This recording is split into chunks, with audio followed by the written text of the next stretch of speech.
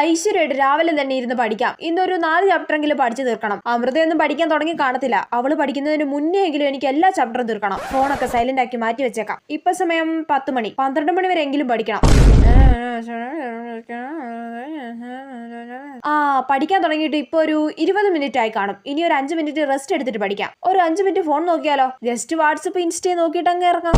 വാട്സപ്പിൽ ആരും മെസ്സേജ് അയച്ചിട്ടില്ല. ഇനി ഇൻസ്റ്റയിൽ കയറാം. ഇൻസ്റ്റയിൽ കുറെ മെൻഷൻ വന്നിട്ടുണ്ടല്ലോ.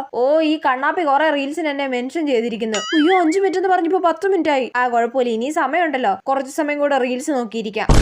12 മണിയായാ? ഇനി എന്നാ പിന്നെ ചോറ് കഴിച്ചിട്ട് പഠിക്കാം അല്ലേ? ഉറക്കം വരുന്നു. ഇനി ഉറങ്ങിയിട്ട് ഉച്ചയ്ക്ക് ശേഷം പഠിക്കാം. എടേ ഇതെന്തൊരു ഉറക്കമാടേ? എനിക്ക് 7 മണിയായി. 7 മണിയോ? ഇത്ര പെട്ടെന്ന് 7 മണിയായോ?